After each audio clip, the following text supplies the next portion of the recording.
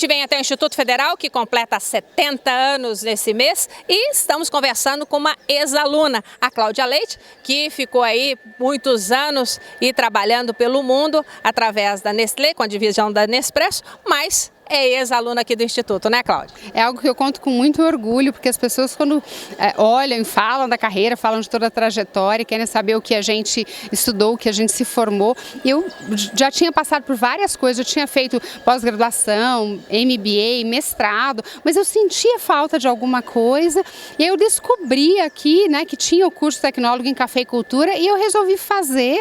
Imagina, nisso eu já estava há mais de 20 anos dentro da empresa, mas eu senti que para mim eu falaria com muito mais legitimidade, com muito mais propriedade se eu tivesse esse conhecimento técnico. Todo mundo me perguntava se eu tinha essa formação em café. Não tinha.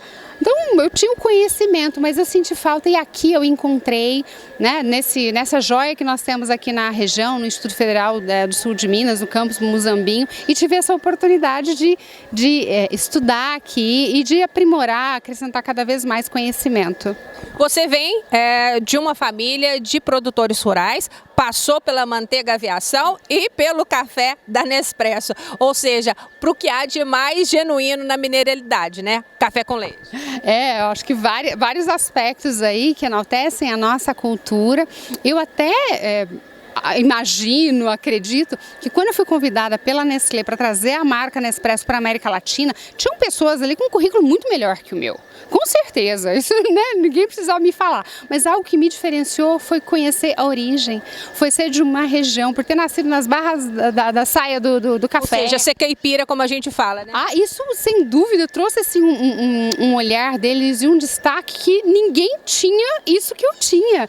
E tem um valor enorme de ser esse caipira, de ser essa pessoa, e eu não preciso ser um alto executivo ou uma pessoa assim com grandes formações, a formação ela é sem dúvida muito importante, mas tem um valor e uma beleza enorme nessa região que nós temos, nessa nossa origem, e a gente precisa resgatar esse orgulho e essa dignidade em ser esse mineiro caipira. E você me fez lembrar um artista lá do Tocantins, que é o Genésio, ele canta uma música que fala assim, nós é jeca, mas é joia, ou seja, valorizar essa cultura caipira que tem feito tão bem e que nasce numa escola rural, né? Porque o Instituto está inserido dentro de um espaço rural que é o bairro do Morro Preto. E uma grande referência que nós temos aqui para o Brasil, não só para a região, mas para o Brasil, com a escola agrícola. Então, muito orgulho, né? Está completando aí esses 70 anos do Instituto Federal do Sul de Minas e saber que, de certa maneira, eu também contribuí com esse crescimento. Com certeza você é uma aluna que orgulha muito essa casa. Um importante passo na sua vida profissional, essa dedicação local, né? Sem dúvida, eu que nasci na região, tive a oportunidade de estudar fora, ter minha carreira também, adquirir experiência, adquirir bagagem, e num determinado momento eu resolvi regressar, né, quando eu já tinha, sem dúvida, uma experiência que eu entendi que eu poderia contribuir também com a região. A partir daqui eu realizo vários trabalhos, mas esse é o primeiro que eu realizei aqui. Então dá muita satisfação ver o resultado que nós vamos apresentar aqui hoje. E nessa apresentação que você fez para os produtores, para as empresas, que foi um sucesso, né, auditório lotado, muita gente querendo ouvir as tuas considerações e o teu estudo, o que você percebeu? A região tem um potencial, tem um diferencial ou ela tem uma característica própria, Cláudia? O sudoeste de Minas não se reconhecia, nem sabia que existia uma região chamada sudoeste de Minas. E a partir de uma série de estudos isso foi identificado, o que embasou inclusive o pedido junto ao INPI, que é o Instituto Nacional de Propriedade Intelectual, a indicação geográfica que foi reconhecida recentemente. Então isso mostra que o sudoeste existia, que já tinha ali características, valores, diferenciações para que pudesse ter uma indicação específica, e aí vem a indicação de procedência que foi conferida agora no mês de junho. Então isso já vinha acontecendo. E qual que seria essa vocação, que é o foco, né, do nosso encontro, daquilo que nós trouxemos aqui hoje, entender o que hoje nos diferencia em termos de atuação, não só do aspecto de geografia física, mas também de geografia humana e como as pessoas conseguem contribuir e transformar naquilo que a gente chama de paisagem. E foi um pouco dessa contribuição que nós trouxemos aqui, esse olhar desse estudo, algo que começamos no ano passado e foram em várias entrevistas, várias informações levantadas. Ou seja, você foi lá conversar com o pessoal da roça, com o produtor, você teve esse contato direto com eles. Sim, e até com muita satisfação, porque não adianta você conversar só com estudiosos, com a liderança que você tem, você precisa ir a campo e entender como é que essas pessoas realmente entendem e se veem. E nem sempre elas se veem da melhor maneira, da maneira mais positiva. Tem um trabalho até que eu recomendo, que é o resgate dessa autoestima. A gente entender qual é o valor que nós temos e a beleza que tem em ser uma pessoa do interior de Minas, do sudoeste de Minas, a gente colocar isso na nossa fala e a gente se apropriar muito disso também. Então esse contato com as pessoas também aconteceu. Vale lembrar que meu pai é produtor rural, então eu faço isso com muita satisfação. Nós temos ali nossa pequena propriedade, então é algo assim muito peculiar, muito familiar a mim também poder acessar essas pessoas. Cláudia, o estudo é muito importante. A gente está dentro de uma instituição que começou como escola agrícola, cresceu, hoje tem cursos, inclusive formação, além da formação técnica, também a formação universitária. É importante estar estudando? Você que viajou o mundo, conheceu o mundo do café. E eu preciso dizer que eu sou egressa dessa casa. Ex-aluna, né? Ex-aluna, exato. Então eu estudei aqui também, fiz tecnólogo em cafeicultura. É claro que à medida que eu fui avançando profissionalmente, eu também avancei academicamente estudando. Tem o estudo que é o formal, que acabam nos dando vários títulos, mas o estudo nunca termina. A gente está sempre buscando mais informações, interagindo com pessoas, lendo e aprendendo. À medida que você compartilha, você multiplica, mas você também recebe muitas coisas, né? Você divide muito conhecimento e é alimentado com outros também. Eu diria que é fundamental, né? É algo que apoiou muito o meu desenvolvimento e ampliou a minha visão de mundo também. Seja das formações que eu tive aqui no Brasil, aquelas que eu consegui ter fora também, tive esse privilégio também. E hoje consigo compartilhar um pouco mais dessa experiência com as pessoas que querem promover o desenvolvimento regional. Cláudia, conta um pouquinho pra gente dessa tua experiência internacional. Como que você chegou até a Nestlé? Não foi um cargo simples que você chegou lá na Nestlé. Bom, eu preciso dizer que meu primeiro emprego não foi na Nestlé, foi uma empresa também centenária, mas muitas pessoas falam, nossa, tanto tempo na Nestlé. E foi aqui na região, eu trabalhei na Gonçalves Salles S.A., que é Laticínios Aviação. Eu falo isso com muito orgulho. A manteiga famosa, laranjinha. Meu cartão de visita, sempre falei isso muito para as pessoas. Minha formação foi em nutrição. Eu sempre acreditei na importância do alimento conectando as pessoas e promovendo o bem-estar, né, de dentro para fora, mas o contexto que ele também estava inserido. Isso facilitou para que eu pudesse entrar também na Nestlé, já bastante jovem, e passei por diversas áreas lá dentro, desde o desenvolvimento de produtos e serviços, trabalhando numa parte mais técnica, questão de qualidade, trabalhei na área comercial, fui para a área de estratégia. Eu cheguei a trabalhar em projetos, em coisas que hoje a gente chama de inovação, mas que na época eram projetos pequenos, incertos, ou que já tinham dado errado e que ninguém sabia muito como fazer. Como é o caso, por exemplo, das cápsulas ou não? Foi um passo até eu chegar nas cápsulas, porque naquela época eu acabei me tornando especialista em novos negócios e certamente a Nestlé me convidou para trazer a marca Nespresso para a América Latina por conta dessa especificidade, né? Como é que a gente poderia vender um café de alto valor agregado para quem mais produz café no mundo e como fazer isso de maneira assertiva. Inovadora, porque a cápsula no começo foi rejeitada. Né? Eu acho que tiveram assim, vários acertos quando a gente fala da estratégia de entrada da marca, mas em especial fazer com que elevasse a percepção do que é uma boa bebida.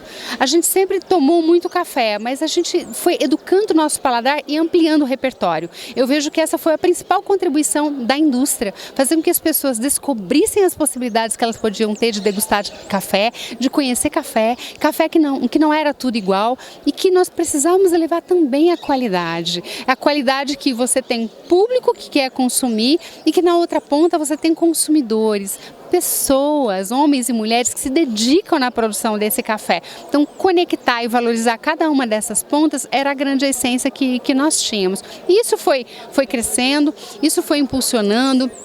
não só trazer os diferenciais da marca, mas como ela poderia se posicionar e comunicar de maneira consistente. E tudo isso eu trago como aprendizado para aquilo que a gente faz aqui na região também. Saber o que a gente faz, nos apropriarmos dessa narrativa e fazer isso de maneira consistente, com provas, com fatos. É o que a gente espera que realmente desenvolva aqui. E aí, isso acabou me dando uma projeção também para a área de sustentabilidade, assumir essa área dentro da corporação e cuidando também do aspecto institucional, da comunicação. Fiz minha formação tanto no Brasil quanto fora, o que acabou ampliando muito também e sempre de atuação muito estratégica daquilo que precisava ser em termos de posicionamento. Cláudia, São Sebastião está no seu coração, mas você tem aí uma pegada de sustentabilidade, onde quando ninguém falava em sustentabilidade, esse já era o S dentro da Nestlé. Hoje tem como pensar em vender café sem ser sustentável? Olha, quando eu comecei a trabalhar com sustentabilidade, ainda era muito nicho, as pessoas não tinham esse conceito tão difundido. Agora virou uma pandemia, né? Todo mundo falando disso, em especial o tema ESG, o que é delicioso para profissionais como eu, né? E o que eu vejo é que esse interesse ele tem crescido em diferentes pontos, seja do consumidor, que hoje ele quer escolher produtos e serviços que sejam responsáveis. Quando você fala de sustentabilidade, você está dizendo dentro da sua estratégia que a natureza e os recursos naturais são importantes e que as pessoas também são importantes. Mas isso você só pode dizer se você tiver uma boa governança, se você tiver um bom alinhamento entre o que você é em termos de essência, de propósito e como você vai colocar isso na prática. Simples assim.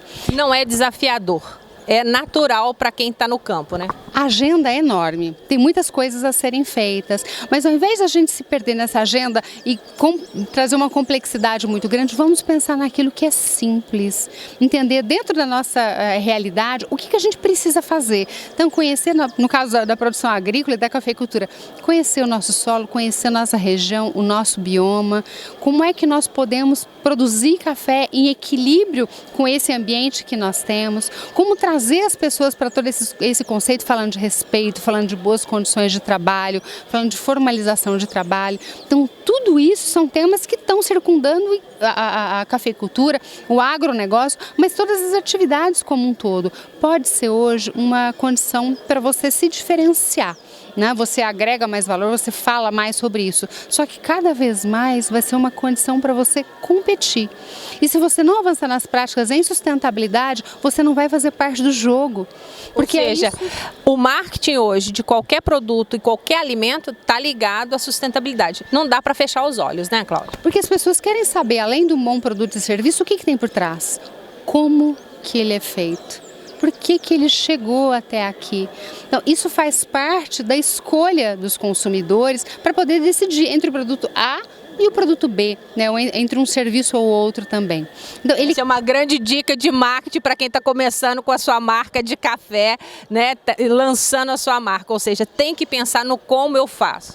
E assim, um cuidado que a gente tem que ter é para não fazer com que a sustentabilidade seja mais uma estratégia de comunicação e de marketing. Tem que ser de verdade, tem que ser legítimo. É claro que a comunicação ela é super importante, mas um funil de decisões, eu diria que é uma última etapa. E quando eu chego nela, o que eu já tenho? Eu já tenho as ações que a gente de fato faz de maneira intencionais, que a gente realmente se programou para fazer. Eu meço qual que é o impacto e o que a gente está fazendo na realidade. Tem que ser proporcional à natureza daquilo que a gente faz. Não adianta ter pulga em cima de elefante, né? Eu tenho uma operação enorme, mas a minha ação é pequenininha. Então, assim, acaba sendo muito mais algo para se falar do que para se fazer. Então, eu prefiro um desequilíbrio no aspecto de a gente faz muito e fala pouco. O falar é super importante, mas quando é o contrário, a gente comunica mais do que de fato faz, aí tem um erro. Porque a gente está sempre aprendendo como falar, como divulgar, como levar isso ao nosso consumidor de maneira simples, de maneira engajadora, de maneira atraente para ele. Só não pode estar muito mais preocupado nessa comunicação do que realizar em fato. Tem que ter ações, tem que ter resultados para que a gente possa falar com verdade, sendo genuíno. Ok? Obrigado, o papo passou rápido, né? Eu também achei. A gente está encerrando aqui com a Cláudia. Obrigada. Cláudia, quer deixar um recadinho para quem quiser entrar em contato com você ou as empresas, porque agora a Cláudia está livre, né, para conversar, quer dizer, não sei se está tão livre assim, porque a Cláudia é muito solicitada, mas quem quiser entrar em contato com você, principalmente as empresas, né, como que faz, Cláudia? Pode entrar em contato com a minha equipe, que é o contato@ilo.net.br, ou me seguir nas redes sociais, tanto no Instagram, que é claudialeite.ilo, ou mesmo no LinkedIn, estamos lá também. E o site, que é o www.ilo.net.br. Tá aí o endereço para você conversar e entrar em contato com a Cláudia Leite, já que essa conversa ficou com gosto de quero mais.